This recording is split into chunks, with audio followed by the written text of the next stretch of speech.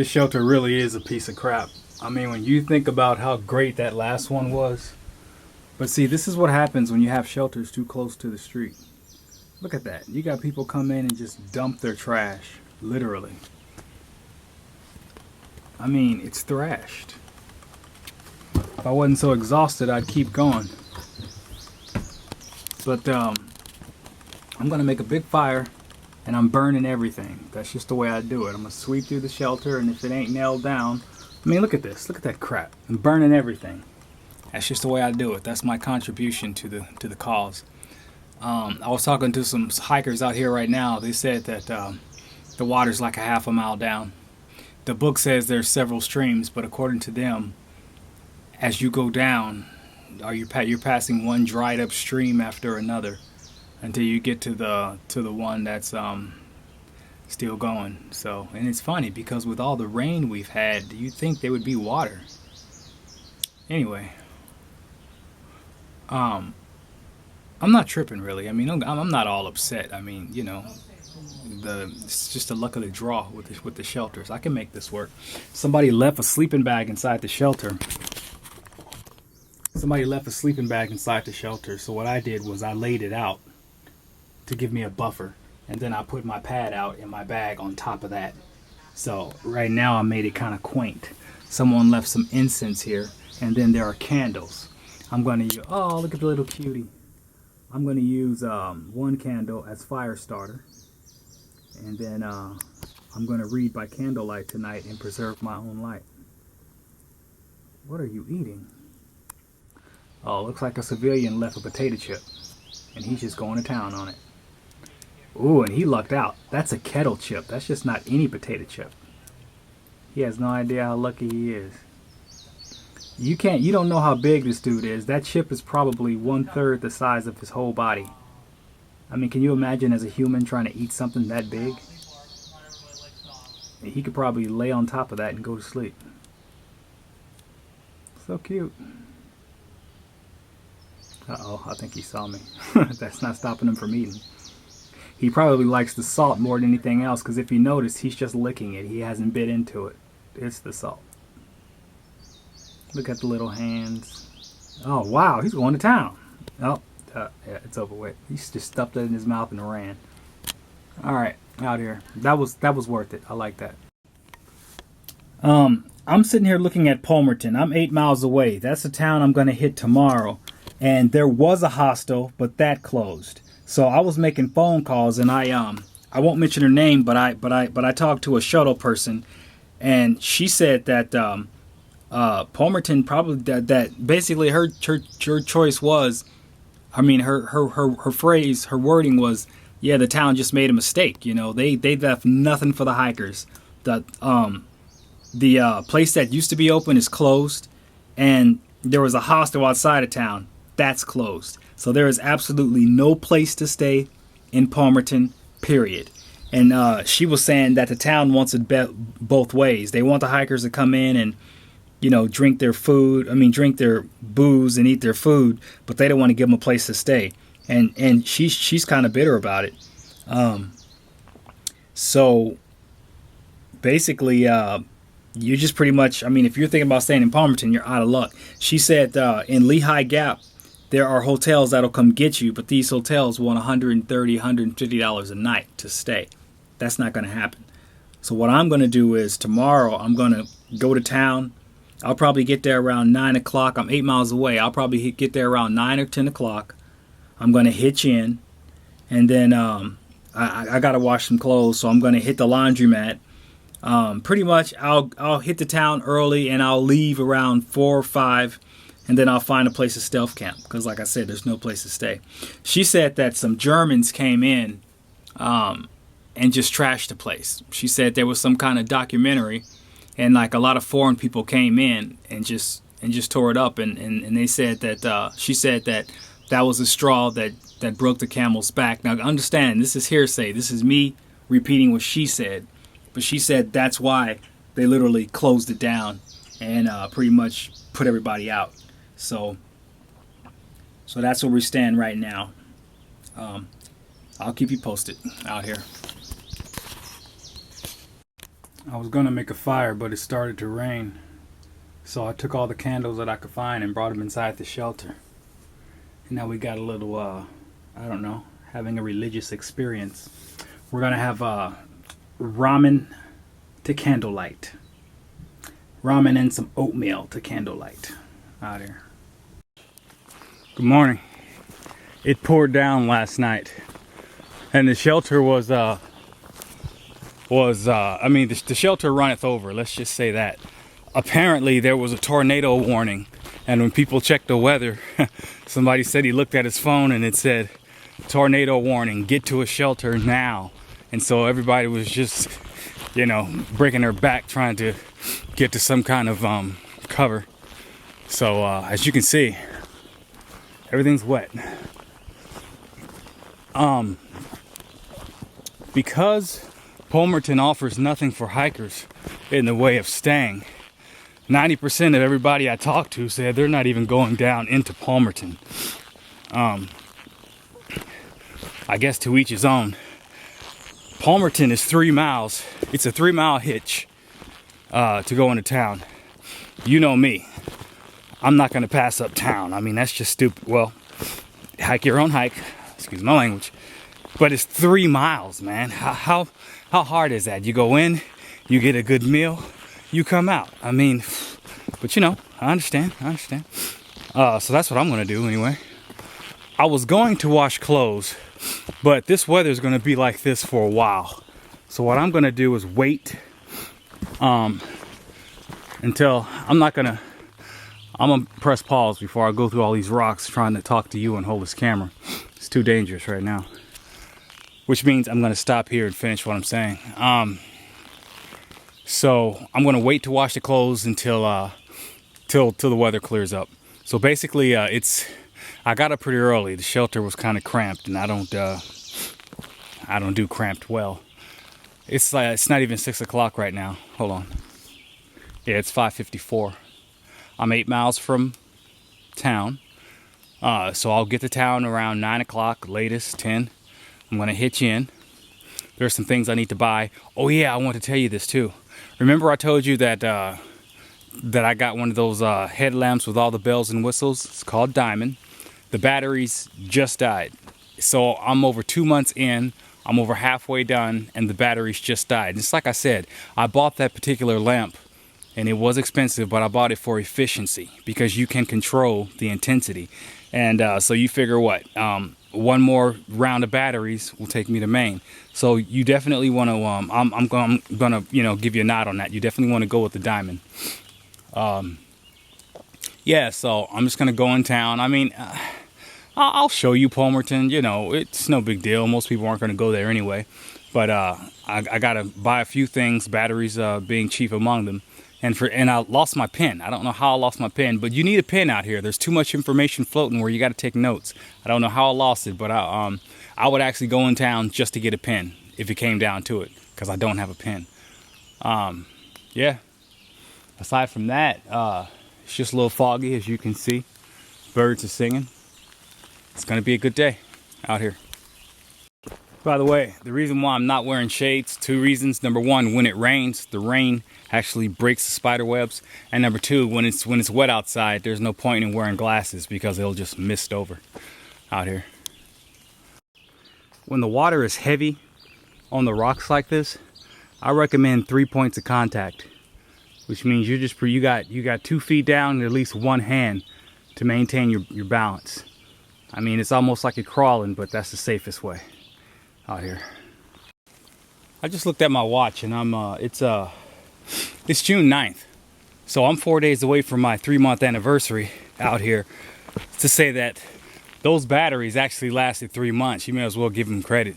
3 months, 1 set of batteries. That's cool out here. Everything looks so crisp and tranquil.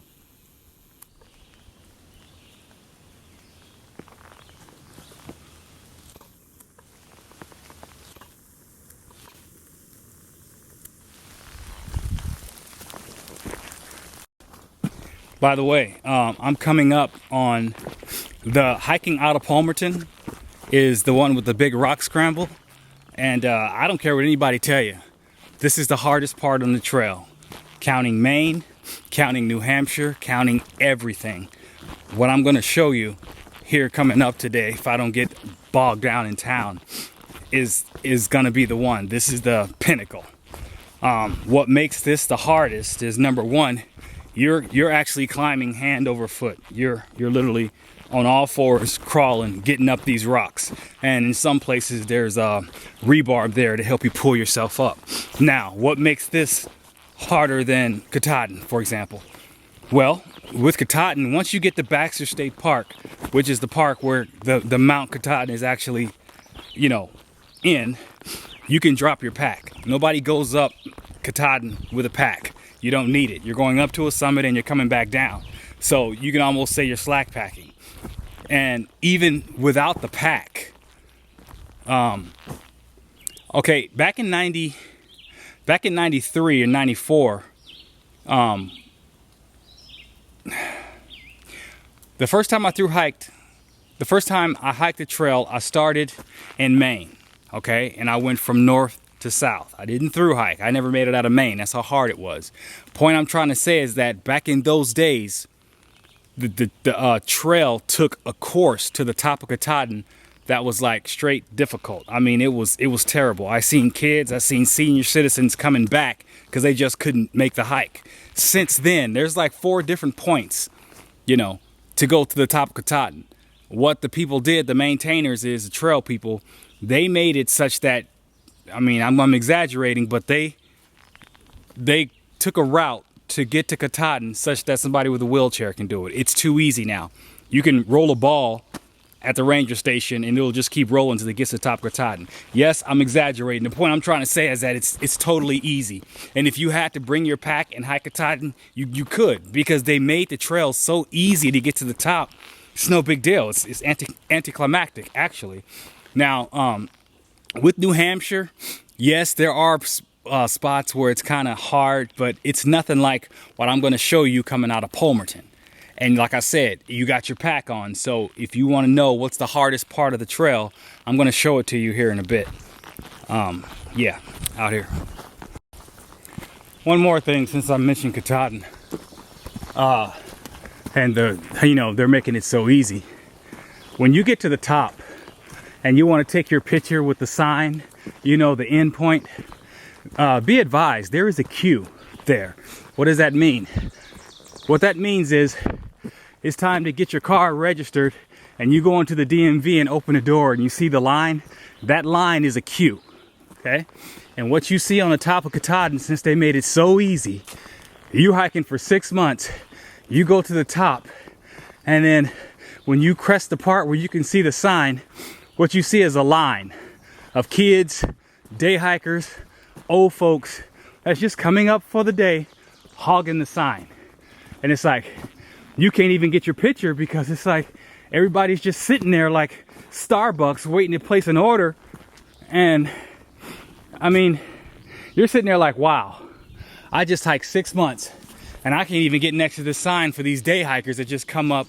So that's what I'm saying. And it kills it too, because they made it too easy. It's like, come on, man, that's not for everybody. But be prepared, you know, and it'll make it anticlimactic in the end, because you're sitting there like, wow, you know, or at least it was for me. I'm not putting anything down. I'm just letting you know, unless they change something,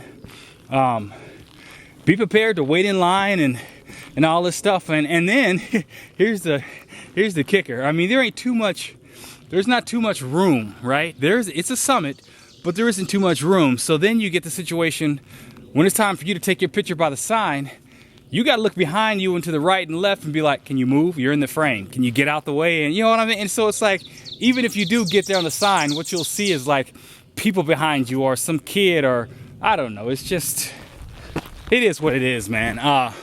Sometimes people go when it's not the best weather just to have it to themselves, you know. But I don't know. I just figure I'd mention that since I brought up Katahdin anyway. Out here.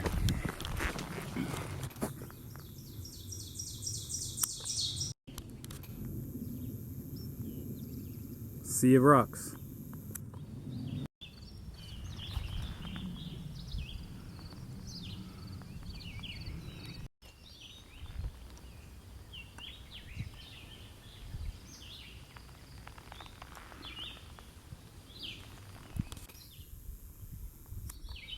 Dude, look at this trail magic. They went all out. I haven't checked anything yet. Sometimes when it's, you know, like, depending on the kind of food they have, they hang it. Water, believe it or not, you're probably thinking, that's not trail magic. Well, when you get to New Jersey, New Jersey's dry. And this is the one thing you want to see, water by the side of the road. And it's not uncommon. You'll go through a road and you're like looking for water, and there'll just be gallons of water sitting there. And you're like, oh my God, thank you. So, since I got the camera on, let's see what we got here. Medical supplies. Here, nothing. Here,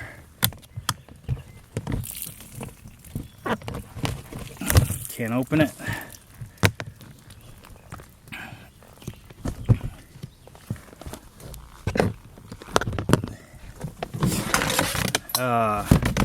Pay dirt, I guess.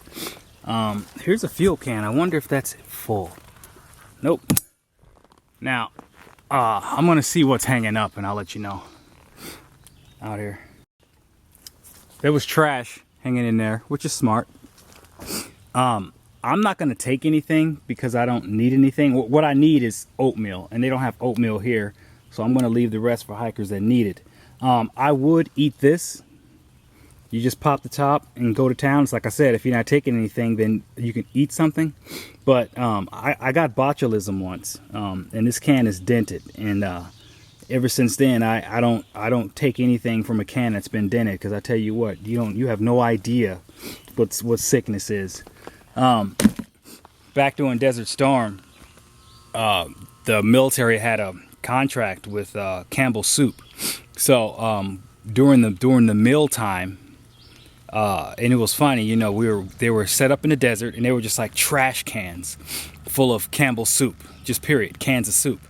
And so you just go through and you grab 2 soups, you get your MRE and da-da-da. But one day I grabbed a can, and I guess it was dented. I mean, I wasn't even paying attention. My mother always told us, when you're going shopping, don't buy cans with dents, because so I was aware of it. But I guess I was running my mouth. I grabbed a can, I knew it was dented, I popped it open and I ate it. And like 4 hours later, I was sitting in the back of a vehicle with 2 IVs going out of both arms. I mean, it was terrible. It was terrible. Anyway, I don't mess with dented cans. I think I will. This is what I'm gonna do. They have cans of tuna here. What I'm gonna do is I actually carry a can opener. It's called a P38. They also have one that's called a P91. That's a little bit bigger. And I can just go through and open up cans and eat them. I think I will eat a can of tuna. There's no dents on this one. And I'm going to leave the rest for whoever wants it. Out here. By the way, I just want to say, it's not uncommon to see dog food inside hikers' boxes. And I think that's as we say, it's good looking out, because you know, you got hikers that are traveling with animals, and sometimes they actually run out of dog food, and that's just and you know, only a hiker would think to put dog food inside here. So I think that's cool. I'm letting you know, so you know, you may think, oh, these are some kind of food. Trust me, if it looks like dog food, more than likely it is dog food out here. By the way, this is what a P91 looks like. There's a P38 that's a lot smaller, but you get more leverage with the bigger ones. You can get this at any military surplus store, and it's a can opener that fits. I mean, I'm telling you, this is priceless. This saved my life a lot of times where people would just throw cans out here, and that's the only reason I got it. I would never buy canned food, but you get day hikers. I mean, nowadays with the pull tops, people are smarter now. But back in the 90s, people would hike out cans of like, you know, beef stew and all this other stuff, and they would just leave it because it's too heavy. I'll just come through with my P38, open up that baby, and just go to town on it. So you can see it's all rusted through lack of use, but I've actually used it a few times since I've been out here. And since this is a tuna can with no pop top, I'm just gonna crack it open and get to work out here.